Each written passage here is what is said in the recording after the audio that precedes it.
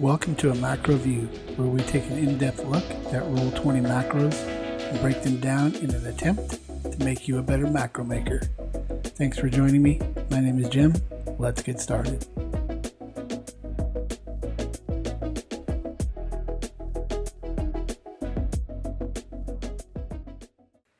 Hey everybody, welcome to the channel.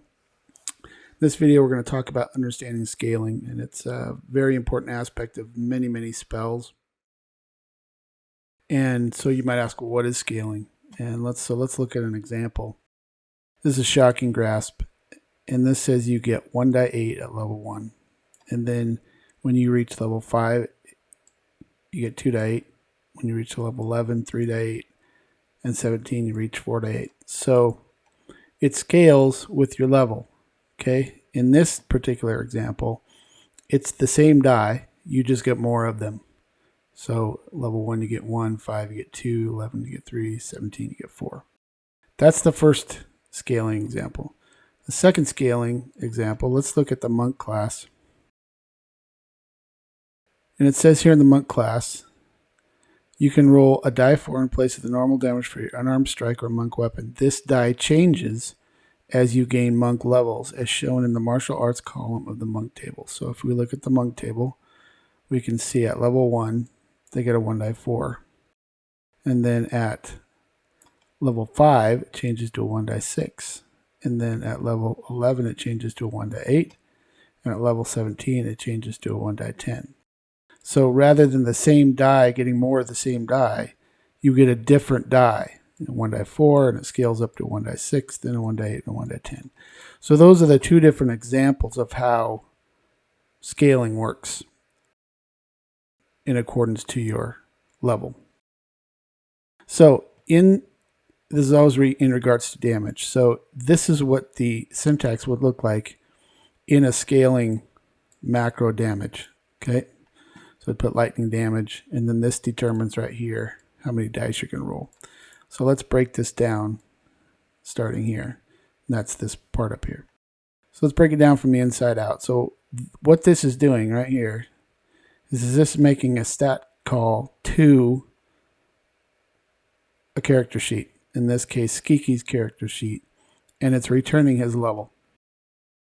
So let's say he is level 4. So then if you were walking through this code one step at a time, first it would go get this number, right? So I'm just going to hard code a 4 in there. Then the next step is it takes this statement right here, and this is asking how many of the numbers in this brace, in these braces, are equal to or less than 4. Now I'm not sure why in the macros, but less than is the same as putting equal to or less than. But if you put that, it doesn't work. So I don't ask why, I just do it the way it works.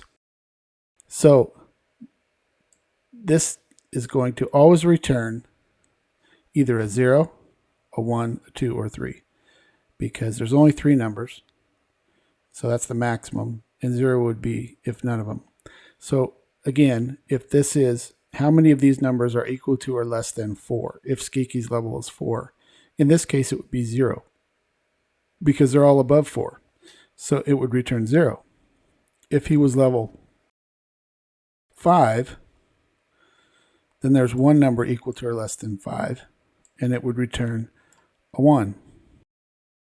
If he's level 11, it would return a 2, and so on. So you might ask, well, how do you know that works? Well, let's do it and find out. Let me jump over here, clear this. And then, so let's say I'm hard coding. Let's say Geeky's level is 4. So he's level 4. So how many of these numbers are equal to or less than 4? It should be 0. So if we run this, we get a 0. When he's level 5, there is one number that is equal to or less than 5. So it should return a 1. And it does. And then at level 11, it should return a 2, because there are 2 numbers equal to or less than 11. And then at level 17, it should return a 3 because all three numbers are equal to or less than 17.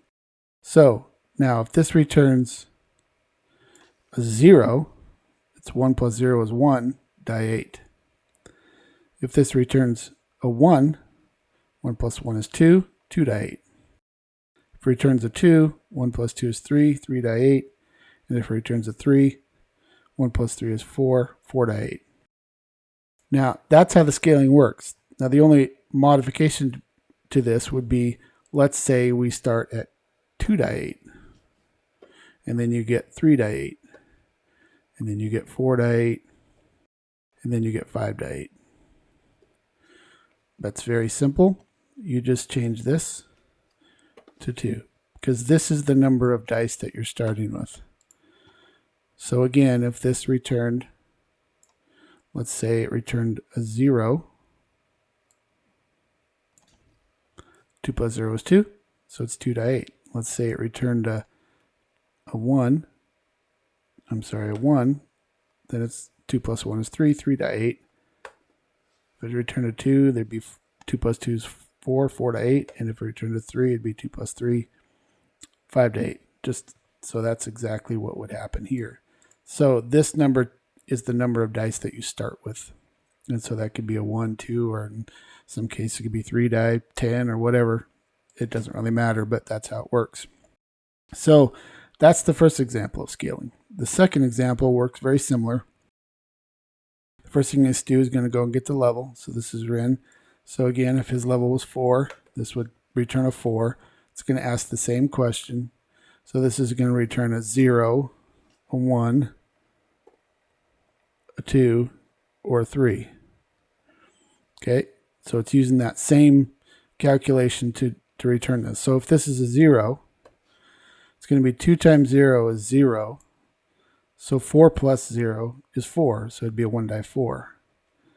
So let's say he's level 5, which then should return a 1. 2 times 1 is 2. 4 plus 2 is 6, so it's a 1 die 6. Let's say he's level 11. That would return a 2, because two numbers are equal to or less than 11. 2 times 2 is 4. 4 plus 4 is 8, so it's a 1 die 8. And then at level 17, it would return a 3. 2 times 3 is 6. 4 plus 6 is 10. It's a 1 die 10. So that's how scaling works. And you might ask, well, why does it matter? Well, because you could, if you wanted to, create a macro in which you just hard-coded 1 die 8. And then when you got to level 5, you could go in and edit the macro and make it 2 die 8. And then at level 11, you could go in and edit the macro and make it 3 die 8. You could do that if you wanted to. That's fine. But let's say you forget at level 5 that you're supposed to change those. Now you're robbing yourself of damage because you should be getting a 2 die 8. This scaling does it for you, and you never have to touch it again. You can just create the macro, and you don't have to touch it again. And it scales from level all the way to 1 all the way to 20. So it's very, very important, and the reason we're looking at this now is because the next at least 5 or 6 videos that we're going to do all contain scaling in the spells, and it's in many, many spells. It's a very important thing to have. Now, if you're just copying and pasting, you don't have to necessarily know how this works, but I did want to go over it so that if you are interested in how the scaling and the macro works, you can have an understanding of it, and it makes sense when you look at it. Hopefully it didn't make your head spin too much, but hopefully this is helpful. Appreciate you watching, and we will catch you on the next one.